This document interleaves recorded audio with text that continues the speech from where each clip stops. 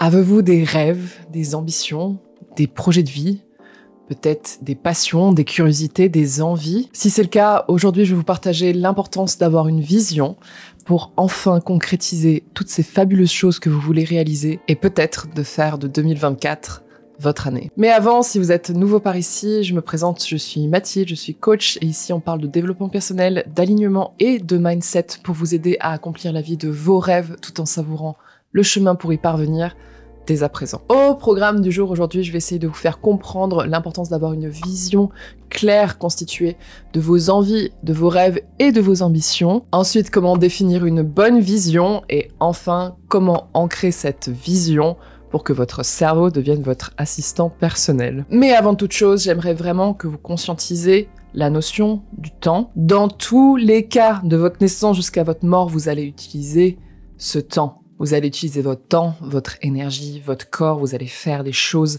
Avec tout ça, vous allez tout simplement faire la vie. Si vous ne savez pas ce que vous voulez, ou vous ne faites pas la démarche de conscientiser réellement vos envies, vos passions, vos rêves, vos ambitions, vous laisserez tout ce temps passer, qui va se passer dans tous les cas, à la merci de votre environnement et du flot naturel de la vie. Attention, je ne dis pas là qu'il faut justement forcer les choses et être dans le contrôle et pas dans le flot de la vie. Bien au contraire. L'intérêt d'avoir une vision claire des choses qu'on veut apporter dans notre vie, des choses qu'on veut réaliser, c'est justement d'influencer le flot de la vie pour que ça arrive à destination.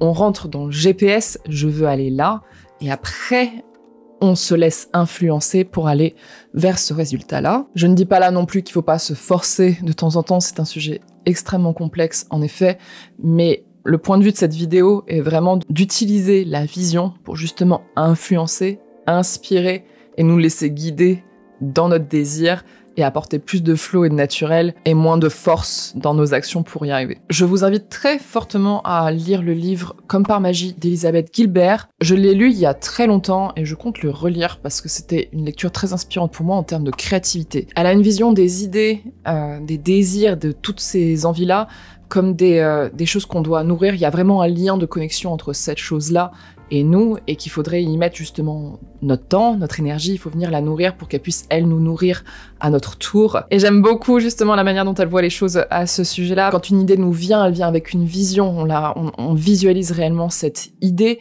comme toute idée, et du coup cette visualisation nous permet réellement aussi de nous guider vers celle-ci. Elle vient nous chercher chez nous des envies, des émotions qui nous donnent envie de la réaliser, et c'est ça qui vient nous nourrir pour nous mettre en action vers cette idée-là. Il y a quelque chose de complètement magique, en effet, quand on conscientise réellement pourquoi on a telle inspiration à tel moment et pourquoi on a cette envie. Il y a vraiment quelque chose qui se déclenche. Moi, ça m'a permis de complètement décomplexer en fait ma légitimité par rapport à une idée créative. Si cette idée m'arrive à moi et que j'ai envie de la nourrir et que je me sens inspirée par cette idée-là et que j'ai envie de la concrétiser et lui apporter justement mon énergie, mon temps, mon corps, ma sueur pour la concrétiser dans ma vie, je me pose beaucoup moins la question de justement est-ce que je suis légitime à cette idée et je me laisse beaucoup plus guider par celle-ci, plus écouter celle-ci que réellement moi mes propres insécurités, mes propres peurs de justement pas être la bonne personne pour cette idée. Donc si vous êtes quelqu'un qui se remet constamment en question et qui se demande justement est-ce que je suis légitime pour réaliser telle envie, tel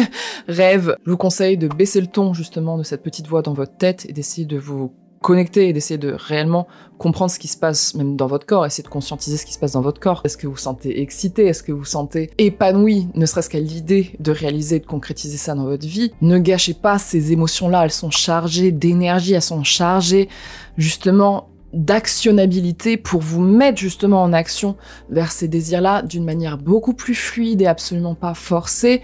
Quand vous êtes vraiment focalisé sur un objectif, vous allez dégager tout sur votre passage, vos obstacles, et vous allez pas voir ça comme des obstacles, vous allez juste voir ça comme le chemin pour y arriver. Profitez de ça pour justement pas être dans forcer la vie, mais vous laisser inspirer vers tous ces désirs-là, c'est puissant. L'année dernière, quand j'ai eu l'idée de gravir le Kilimandjaro, 5 semaines avant de le faire, je me suis sentie vraiment habitée. Il y a quelque chose qui te met en action complètement vers cet objectif-là, et pour moi, c'est d'une puissance absolue. Quand l'idée m'est arrivée, j'ai eu la vision associée du coup à cette idée. Je me suis vue en haut du Kilimandjaro le jour de mes 30 ans. Si vous n'avez pas vu d'ailleurs mon récit de mon ascension, je vous mettrai le lien en description de la vidéo. Là, j'étais pas connectée à comment est-ce que je vais y arriver, j'étais juste connectée à la vision. Cette vision-là, j'ai envie d'être là le jour de mes 30 ans. Et j'ai tout fait, et j'ai utilisé mon temps, mon énergie, ma sueur, mon intellect, mon mental, tout ce que vous voulez, pour réaliser ce projet-là. J'ai utilisé des ressources matérielles, financières, humaines, pour justement m'amener et concrétiser cette vision que j'avais dans ma tête, qui a fini par se concrétiser 5 semaines plus tard. Pour aller à 5895 mètres, et même toute l'organisation d'avant pour justement concrétiser ce projet-là en très peu de temps, je peux vous dire que ça n'a pas été de tout repos et ça n'a pas été une promenade de santé. Mais est-ce que je me suis sentie forcer quelque chose pour y arriver? Absolument pas. Du dépassement de soi, oui, mais il n'y avait pas cette sensation de réellement aller à l'encontre de moi-même. Au contraire, j'étais complètement alignée avec moi-même puisque j'étais complètement habitée par cette vision, et c'est là mon point. Plus votre vision elle est claire, plus vous êtes connecté avec celle-ci, plus vous allez vous mettre naturellement dans des actions qui vont vous y amener. Si vous utilisez actuellement votre temps, votre énergie, votre corps, votre esprit, votre intellect, votre créativité sur des choses dont vous n'avez pas envie dans votre vie, je vous invite réellement à vous demander pourquoi vous le faites, et si la réponse n'est pas alignée avec tout simplement comment vous avez envie de vivre votre vie, peut-être réajuster certains paramètres pour votre futur. Et donc concrètement, comment est-ce qu'on définit une bonne vision et comment est-ce qu'on peut l'ancrer pour justement venir en tirer parti? Déjà, dans un premier temps, je vous invite réellement à conscientiser toutes vos envies, et vous allez pouvoir le faire aussi en conscientisant ce que vous ressentez. Si vous avez une envie, un désir, c'est qu'il y a une émotion qui va venir vous dire « Ah, j'ai envie de ci, j'ai envie de ça ». Donc faites très attention à ce que vous ressentez, connectez-vous réellement à votre corps, qu'est-ce que votre corps vous dit, est-ce que vous souriez? Si votre ami vous invite à faire un stage de poterie et que vous sentez sourire et que vous êtes hyper excité à l'idée, c'est un ressenti, ça vient traduire que vous en avez envie. Et attention là, à ne pas tomber dans le piège de « il faut avoir une passion ». Si vous avez une passion dominante dans votre vie, bah c'est très bien, c'est votre cas personnel, mais il y a d'autres cas personnels de gens qui ont plusieurs passions, plusieurs projets de vie, plusieurs ambitions, ne serait-ce que plusieurs envies. On n'est pas forcément obligé de parler de passion, justement. Et là, ne vous jugez pas pour toutes ces envies, venez les noter. Prenez un papier, un crayon, notez tout ce qui vous passe par la tête et que vous avez conscientisé que vous voulez apporter dans votre futur. Ne serait-ce que de faire cet exercice-là, vous remettez de l'intentionnalité dans votre vie, vous dites « Ok, je veux que dans mon futur, il y ait ce genre d'éléments qui en soient composés, tout simplement parce que j'en ai envie », et vous avez toute la légitimité d'avoir cette envie. Maintenant, vous avez de la matière où chaque matière a des petites visions, justement. Si vous lisez Stage de poterie, par exemple, vous avez probablement la vision, même si elle n'est pas forcément visuelle, vous vous projetez dans ce résultat de faire ce stage de poterie. Maintenant, le but est de venir ancrer dans notre cerveau et d'utiliser notre cerveau pour qu'ils viennent comprendre qu'on a réellement envie de faire ça. Et comme souvent, nos ambitions, nos projets de vie et nos envies sont dans l'inconnu, notre cerveau il peut se mettre justement en mode défensif et se dire « Ah non, non, non, non, tu vas te casser la gueule si tu vas là-bas, ton projet de start-up, jamais t'y arriveras, voyager en Amérique du Sud toute seule, mais qu'est-ce qui te fait croire que tu peux faire ça ?» Quand le mental, il va dans l'inconnu, le cerveau il aime pas du tout ça, il veut se mettre en mode survie, lui son but c'est que vous fassiez pas mal et que vous survivez, d'où les peurs, les insécurités. Le but d'avoir une vision, c'est justement de familiariser son cerveau avec le scénario pour qu'il comprenne que tout va bien se passer. Paraît-il que le subconscient ne ferait pas la différence entre justement la réalité de ce qui se passe et ce que vous lui suggérez dans votre imagination. Si vous l'imprégnez avec votre imagination en visualisant justement des scénarios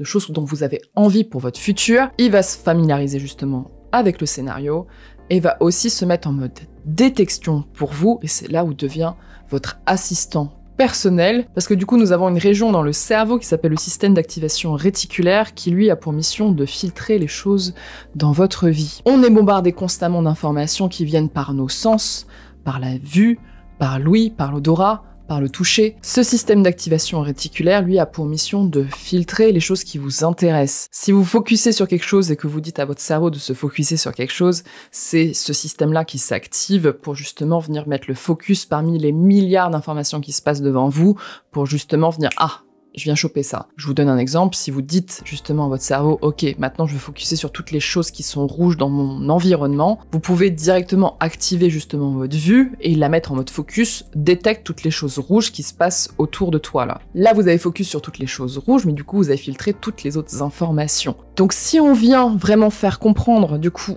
à notre cerveau ce dont on a réellement envie, il va marcher pour nous, il va sélectionner des choses dans notre intérêt parce qu'on lui a dit ça c'est important, je veux focuser là-dessus. C'est notamment pour ça que si vous voulez plus de positivité dans votre vie, mettez votre attention sur les choses positives, utilisez la gratitude notamment pour ça, parce que votre cerveau va venir sélectionner ce qui se passe autour de vous selon le filtre que vous lui aurez suggéré, et l'inverse est complètement vrai. Si vous vous focussez sur les choses négatives autour de vous, vous allez voir et expérimenter que les choses négatives, parce que c'est votre cerveau qui aura filtré du coup toutes les possibilités d'interprétation de tel ou tel événement et qu'il aura focusé et mis son attention uniquement sur la négativité. Je catégorise en mettant positivité, négativité, mais vous pouvez insérer n'importe quoi là-dedans. Si vous vous sentez bien dans votre peau et si vous vous sentez mal dans votre peau, dans le premier scénario, s'il y a quelqu'un par exemple qui rit autour de vous, vous entendez un rire, vous allez peut-être pas le prendre personnellement. Si vous n'êtes pas bien dans votre peau, vous pouvez peut-être interpréter justement ce rire comme ils sont en train de se moquer de moi. On est sur la même scène de vie, mais vous n'avez pas filtré, vous n'allez pas interpréter les choses de la même manière. Donc pour revenir à la vision, vous avez tout intérêt justement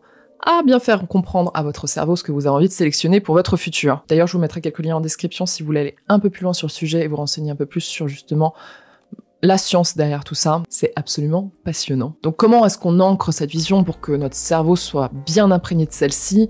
C'est là qu'interviennent du coup tous ces fabuleux outils comme les affirmations, la visualisation ou le scripting. Je vous invite à voir ma vidéo du coup sur mes 3 mois de reprogrammation de cerveau que je vous montrerai ici. Je rentre un peu plus en détail sur comment j'ai appliqué ces 3 outils dans ma vie. Et je vous invite également à vous abonner parce que du coup je vais faire 3 vidéos séparées qui vont arriver bientôt sur les affirmations en tant que telles, le scripting et la visualisation pour réellement rentrer en détail et vous faire comprendre comment on utilise ces outils à notre avantage. Je ne vais pas rentrer réellement dans le détail dans cette vidéo parce que sinon cette vidéo serait interminable, mais pour que vous puissiez sortir avec des choses concrètes à faire à la suite de cette vidéo, déjà je vous invite à reprendre votre liste de toutes ces choses et ces envies que vous avez envie de réaliser pour votre futur. Prenez-en une, prenez un papier et un crayon et je vous invite à utiliser votre imagination et de vous projeter dans un scénario comme si vous étiez scénariste en train d'écrire justement un scénario de vie où vous avez ce désir dans votre vie. Écrivez-le au présent, paraît-il que c'est plus puissant,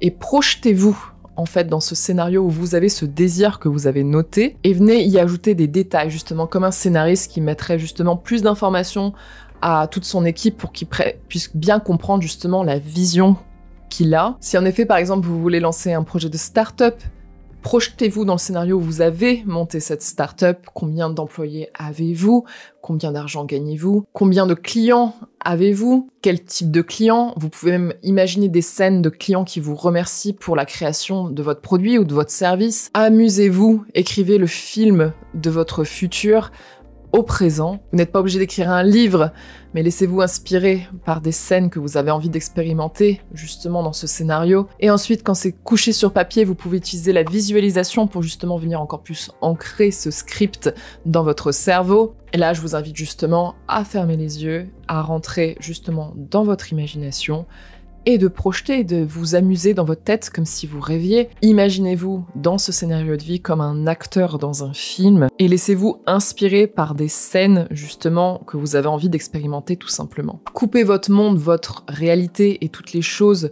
qui vous font dire c'est absolument pas possible et venez vous connecter justement à cette idée, à cette envie, à cette vision. Je vous invite à visualiser minimum 30 secondes par jour. C'est un petit prix à payer avec de grosses conséquences si on l'utilise bien, avec tous les arguments que j'ai pu vous présenter dans cette vidéo aujourd'hui. Voilà, j'espère que cette vidéo vous aura plu. N'hésitez pas à vous abonner parce qu'il va y avoir pas mal de vidéos qui vont arriver. Je suis désolée pour le délai pour ceux qui me suivent réellement.